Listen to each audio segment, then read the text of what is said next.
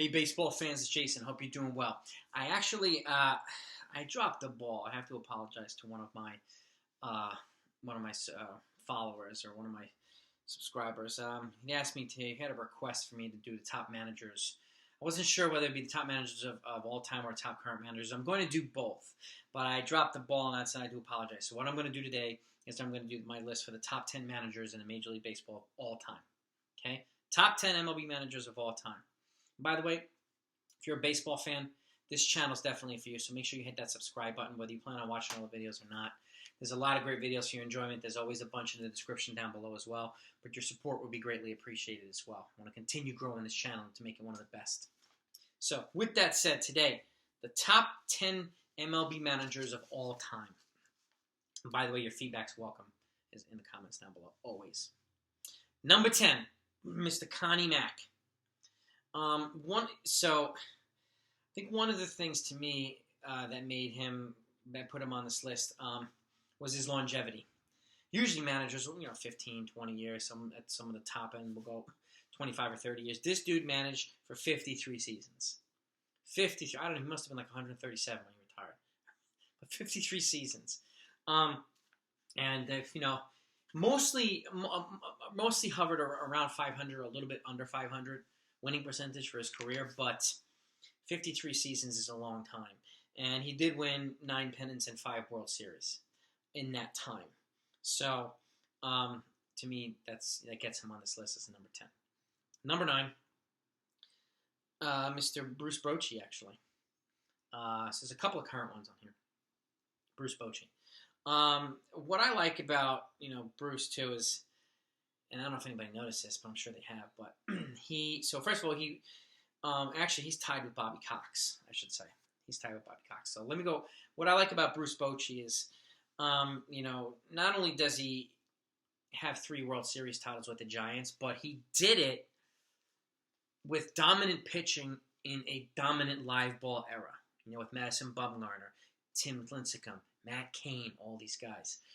He had, Jess Samardzija, and he had a bunch of other guys, too. Not only his hitters in his lineup played well, obviously, and they were clutch. They were a clutch team, but his pitchers dominated the hitters in the most dominant live ball era that we're in, which to me was very impressive. And he won 3 World Series in 5 years. And that's was pretty special to me. Bobby Cox, legendary coach, 25, 30-year coach from the Atlanta Braves. He also won a World Series at a .556 winning percentage as well, and once won World Series title in 1995 with the Atlanta Braves.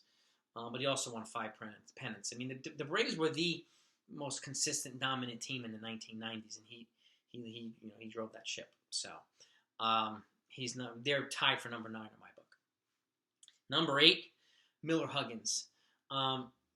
What I can say about Miller Huggins, well, number 1 in Murderers Row. He was the manager for the Yankees when Gehrig and Zary and Babe Ruth in Murderers Row in the mid-20s. He also coached in St. Louis as well.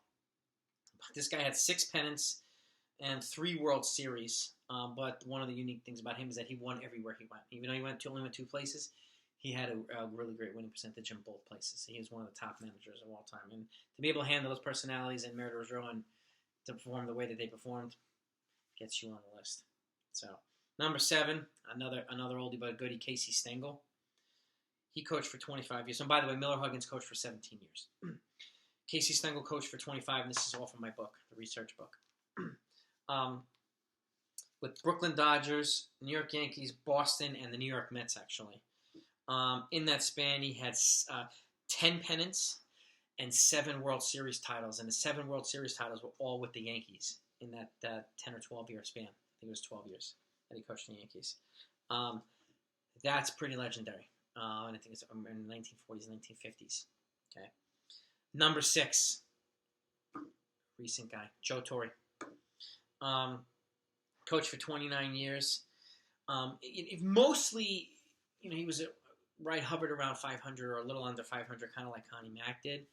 But when he came to the Yankees, when everything clicked, and that success that he had with the Yankees, he got 6 pennants and 4 World Series titles in about 12 years with the Yankees. It's pretty remarkable.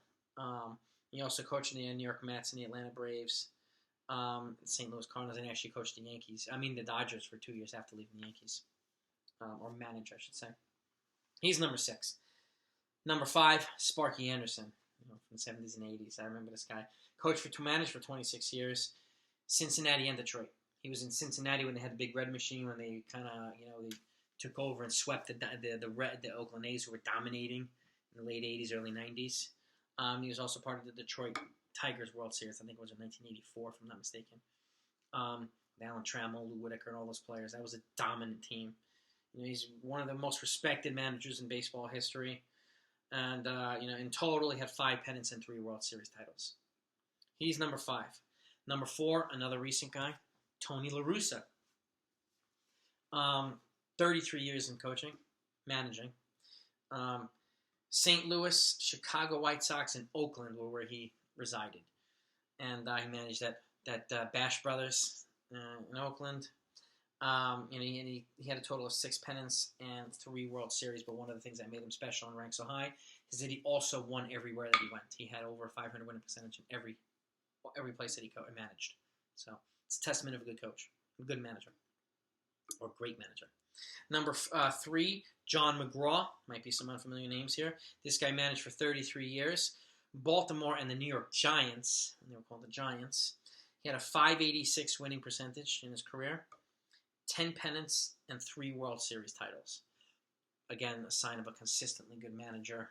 And 10 pennants, that's and 3 World Series titles. That gets you on the list. Number 2, Walter Aston. This guy's an all-timer. He managed for 23 years, not as long as everybody else, but he was with the Brooklyn and LA Dodgers during the dominant Sandy Koufax, Don Drysdale era. He had a .558 winning percentage career, 7 pennants, and 4 World Series titles, all in a short period of time. So that gets him on the all-timer. And being able to manage that dominant team in such an era with such other great teams gets you on the list there. And number 1, in my book, the number 1 greatest manager in MLB history is Mr. Joe McCarthy. 24 years of managing. He was with Chicago Cubs, the Yankees, and the Boston. He had a 6.15 winning percentage, which is number 1 all time. But what makes him what puts him at number 1? He had 9 pennants and 7 World Series titles, and that gets him on to number 1. He also managed one of those dominant Yankee teams that won either 4 or 5 in a row. So, and the Yankees have several of those, which is crazy. So that's my list. Here are the top 10 managers of all time in the major leagues. What I'm going to do next is the top 5 or top 7 current Major League Baseball managers. So if you enjoyed this, hit that thumbs up. Okay, if you haven't subscribed yet, please do so. And keep an eye out for the next video. And the next videos that are going to be coming out after that. You're not going to want to miss them. And aside from that, be safe out there. Look out for each other. And I will talk to you next time.